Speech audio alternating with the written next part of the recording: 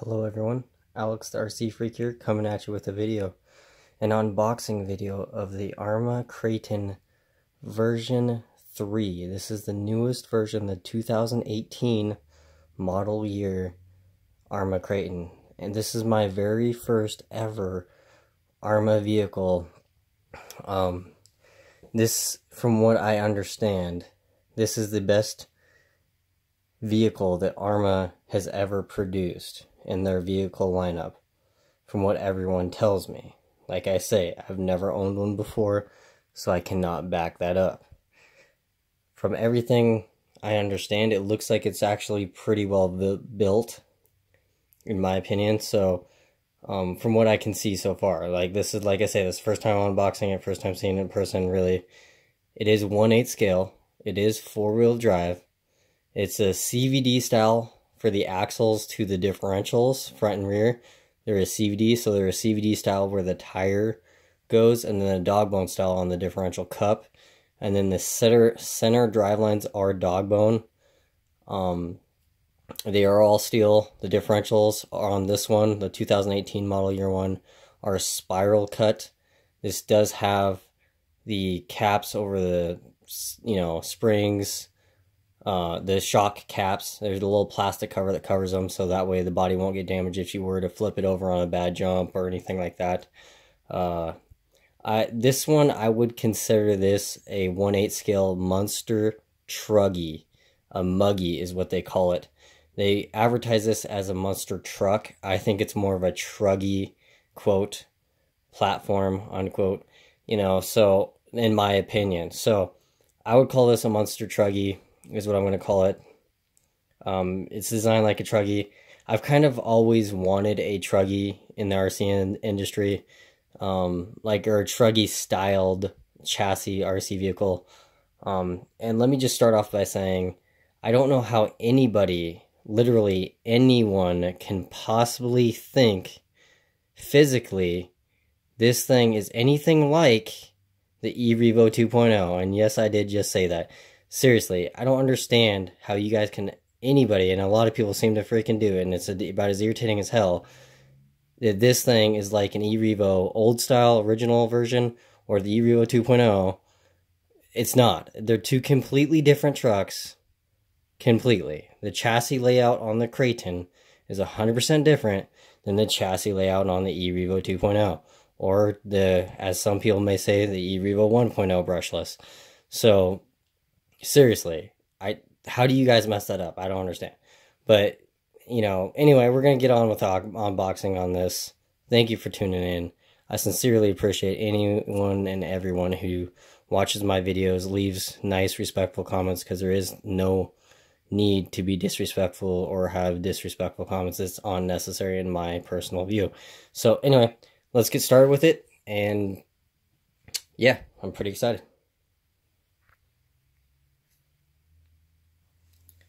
Alright, so, as you know, this is the, this one is the green body version.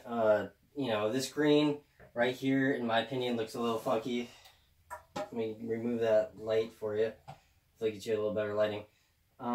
Yeah, these tire tread block design actually doesn't look too bad, in my opinion. Let's just cut it open. It does have, if you look at the box here, it does have these dirt guards here. It has an aluminum servo horn. The rear bumper here, front bumper, that's new on the 2018 model year. It also has these little spring covers right here. This to cover the shock cap, so that way it'll help protect the body. And also, it has the updated battery tray. The aluminum shock caps, aluminum shock bodies, 4mm shock shafts, thicker shock spring in diameter, so you don't have to run the adjustment preload collar on the shocks down so much like the version 1 and version 2 Kratons. It has the 185 BLX brushless system, 6S capable. So it runs XT90 connectors. They're able to handle 90 amps consistently, continuously. So yeah, let's get on with it, and then let's see what the other side of the box has. It is waterproof. Comes with a 208-ounce steel gear, waterproof steering servo, a 3-channel tactic radio system, which what I'm gonna call it is garbage. Some people may love it. I don't know. I'm not that big of a fan of tactic, obviously. So anyway, yeah. But this is the kraton here. Let me cut the box open with my handy dandy number 2 X-Acto knife blade. Alright, so I'm going to set this down here. Get the light out of the way. Gonna take off the box.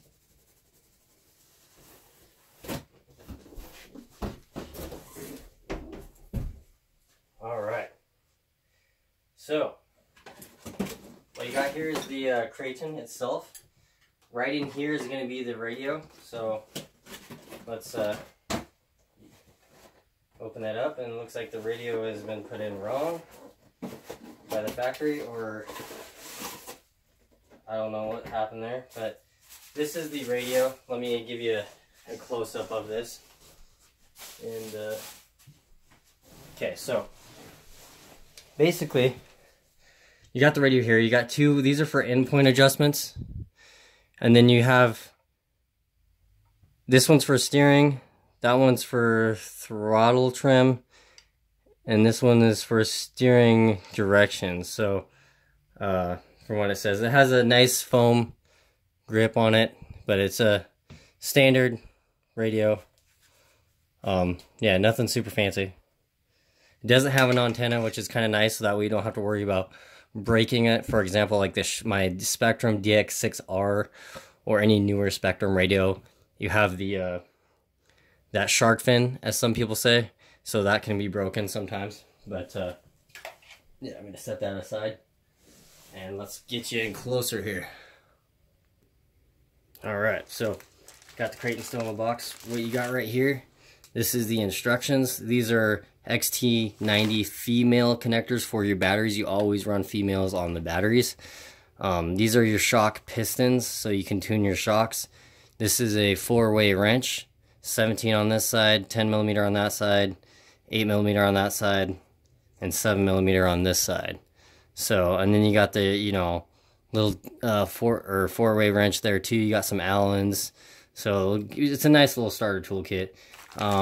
This does come with a 15-tooth pinion gear right there, if you can see it. 15-tooth pinion gear. It's a high-speed pinion gear. If you run that gear, just make sure to check your temps. So that's the optional gearing that you will need, and you'll need 6S batteries to fully do 60 miles an hour, as this truck says. Right now, it'll do 50 miles an hour with the stock 12-tooth pinion out of the box. So, let's take this thing out of the box here. Let's see if I can get you a little better view here. So, sorry about that, a little bit of movement there. Alright, so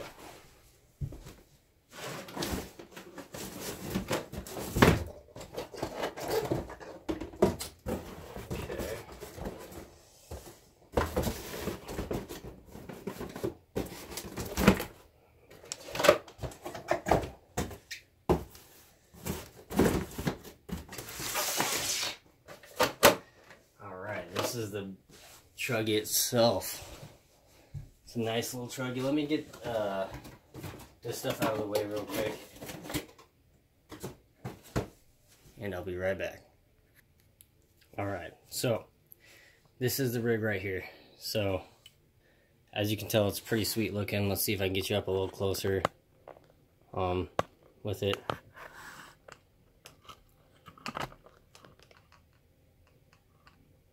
Alright, so as you can tell, it has these little rubber clip things right here. These little body clip retainers, which is kind of nice. They include that. The body is severely decaled up, which is like going to drive me insane, because who needs this much decals? I sure don't. That's for sure. So anyway, let's get this thing the body off here. Alright, so if you notice on this thing, these body holes are all blonged out. That's kind of like a real truggy racer, like a full-on racer truggy setup. Now, as you notice, this body is red and black. Now, in the back, these are round. Now, keep in mind, it will bust out this back section. Everyone that has a Kraton has had this issue. If you bash it or you jump it or whatever, drive it hard, you will bust this back section out a little bit because the chassis will flex a little bit under hard jumps. I'm not going to go that stupid crazy on here. And then on the other side of the body says, don't just bash, blast. That's kind of their catchphrase. Has tape right here to keep the body from rubbing on the chassis and wearing out the paint. These bodies are painted on the inside, if you didn't know. But yeah, it's a pretty good looking body. Set that aside. Now let's get over to the meat and potatoes of this thing. Alright, so if you notice these little caps right here, these help protect the body. So that way the body, when it comes down, if it didn't have these nut right here sometimes, or the shock cap could get damaged. So it is kind of nice that you don't have to worry about it messing up your body a little bit. The diameter of these spring right here is thicker, so the suspension feels nice and plush. It has 30 weight shock wheel front and rear. It has 30,000 front and rear differential fluid. The center differential fluid probably has 30K. I'm not 100% sure on the center diff, but these diffs feel like they have 30,000 in them for sure. I'm going to be changing all that out, obviously, as you know, if you know my videos, if you know me, I like to do that. So anyway, black anodized shock caps, black anodized adjustment preload collars, that's what this is, silver spring. It has rubber boots on the shock shafts. This one's kind of twisted up. Like I say, I'm going to take this thing apart, or take the shocks off, make sure they're filled with oil. I'm going to take off the front and rear differentials out and put different differential oil in it. I'm going to take out the center diff, and I may lock the center diff with Traxxas part number 5040 20 million diff fluid. Is a special diff fluid that Traxxas makes to lock diffs, basically. It just gives it just enough flex. So I'm going to probably lock the diff, center diff, or I'm going to probably try 500,000 and see how I like it. So anyway, I'm going to put 50K differential fluid, 50,000 differential fluid front and rear differential. One thing I will say I don't like about this already is it has steel ball bearings. It's not rubber sealed ball bearings, it's straight up steel ball bearings. So think about it. The electronics are waterproof. This is exactly what I mean. Seriously, think about this for a second. The electronics are waterproof, or supposedly waterproof. The receiver box is waterproof. The steering servo is waterproof. Your ball bearings ain't waterproof. Your transmission, you know, your diff case, front and rear is not waterproof. The halves. So if you drive in water, you can get water inside there on the teeth, rusting the teeth. Not cool. Seriously, think about it, people. If you run your rigs in water, either you need to immediately have a good air compressor that actually has good CFM to it, like good air pressure, and blow it off immediately and make sure everything's perfectly dry before you just stick it on the shelf, or you need to take it apart and do preventive maintenance right away. So if you notice, this thing has the dirt guards right here, and then it has the thicker plastic rod ends on the back that have the longer threads. This is also thicker to adjust, you know, the camber in the back and the front. If you notice, let me see if I can get you a better picture here. If you notice the front, whoops, sorry about that. Look at how bad the toe is off. See, if you look straight down, these are supposed to be angled. Instead of being angled, like, look at the gold part of this wrench. This Allen wrench, they're angled out like that. They're supposed to be angled just a smidge in. Just a smidge in. So, see how badly this one's off? See how that one's pointing way out to the side here? And see how this one's pointing way outside? And then this is a... If you just want to run one 6S battery or one 4S battery, this is a little adapter that just... It's a little loop wire that'll basically act as like you don't have this little connection right here. But you can run two 3S or two 2S LiPo batteries. The battery tray has this little plastic piece that comes up right here, and then it has two straps which will really secure it very nicely. It also has a thing for your balance plug. This is for your balance plug right here. So this will help keep your balance plug nice and tidy. It has thicker shock braces on the 2018 model year. This is another picture of those caps. Protect your body, you know. It does look pretty rigid on this. We're using XT90 connectors. This is the receiver box, and if you notice, it does have, if you want to change out the receiver for any reason, if you have a better, higher quality radio, you want to change it out, this is a mount for an antenna tube. This is the mount for that. So you stick the antenna tube here, you put the antenna wire right here through the tube, which I really do like how they incorporated that. The factory radio system does not use a antenna wire, so just so you know. And then also, so you know too, this little clip right here, if I can pick up my Allen, this little clip right here is to hold these wires, so that way they're not bouncing all over the drivetrain.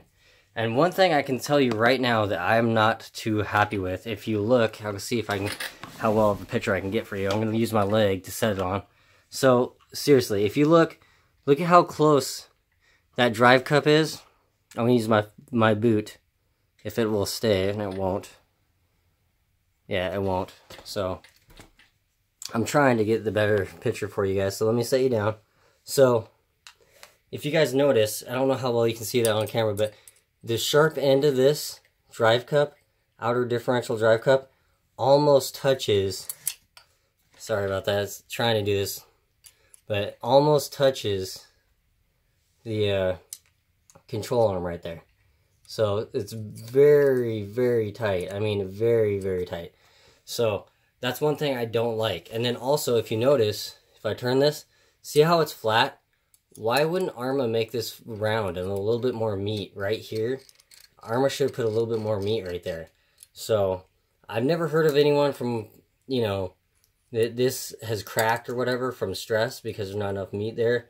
But, you know, that's one thing I don't like to see, is I wish they would have just made that full round and, you know, did a little bit more meat in that sense. And now let's go over to the turnbuckle. These turnbuckles are thicker right in this area. This is the pillow ball right here. This is how you can adjust camber. You just screw these in or screw them out and it'll adjust camber for you. But right here on this plastic turnbuckle part right here, this is thicker so these pillow balls don't pop out. These pins right here are a nice design. They're not an Allen. They can strip out. They're a pin with a grub screw in the back, so that way they hold in there nice and tight. I like that design. These A-arms are really thick. They're like 1/2 inch thick. So, you know, they're as thick as the eRevo 2.0 arms. I know I'm not going to compare this to the eRevo 2.0. It's a completely different rig. Seriously. But I'm just saying. It has this constant velocity on this end. This is a constant velocity. And it has the dog bone on this end. This is the dog bone style right here. So you got this little pin right there, you know. So anyway, that's just something to note. And this has the BLX 185 aluminum steering servo horn. This steering servo horn is 25 tooth spline. So for example, Futaba steering servo or Futaba 10 scale servos, Savox uses 25 tooth spline. I love Savox servos. They've never gave me a problem. This receiver box is bigger than the version 1 and version 2. This thing sits up higher than version 1 and version 2. It has a little chassis protector thing. This is, see how this squishes in? This will squish in when you do that to help protect the body when you roll over. There's the motor. Let's see if I can, I'm sorry about this video here. But anyway, so basically you got the motor here. And it's just a really nice built truck. It kind of has a weird design, so there's a couple of complaints I have about it, but they're not anything major. The ribbing on the back here, if you notice, this ribbing right here is really to make this stronger, so this way it doesn't break. You know, the rear arms are pretty thick. There's not a lot of slop. I mean, there is a little bit of wheel slop. That's the wheel slop. There's the factory tires. So, you know, the wheels, they look good. They had the black, you know, aluminum nut and the red Allen. You got the set button right here. You got the on-off switch right here. This is a rebranded Hobbywing ESC. So, and motor. You know, one thing I also noticed, if you do notice, look at how close this driveline is to this chassis brace, this rear chassis brace. Look at how close that is. So if you get a bent driveline, I mean, there's like no space there. I don't know if I like that a whole lot. The shock towers are thicker. They are 4 millimeters thick. Front and rear. There's these little caps on the front there. But yeah, so the wing looks pretty strong. It feels pretty strong. The steering servo mount, which is this piece right here, has been revised and updated from the version 1 and version 2 kraton, so that way it doesn't have as much flex. The servo will flex a little bit when you steer it sometimes, so they do that. There is companies out there that make aluminum ones to completely eliminate that, but this one has definitely helped that problem tremendously. But yeah, so anyway, this is the Arrma kraton, and there's the screw to take out that pin. See if I can get you a better view here on this side. It's really actually a pretty nice design. See if I can get a little bit better view there for you. So there's that little screw. It's a 2.0 millimeter screw, and once you loosen that completely, you can slide out this pin. It'll come right on out. So yeah, it's pretty nicely done. It looks like it's pretty well built. It does have the bigger, thicker bumper on it, and it holds this bumper. It needs to stay on there so that way it can hold in these lower hinge pins for the control arms. So it does keep those in there. Yeah, RPM does make a bumper for that and control arms for this, but yeah, this is the back. So there's the back right there. What it looks like. So pretty nice. You get a lot of adjustment holes in the shock tower there.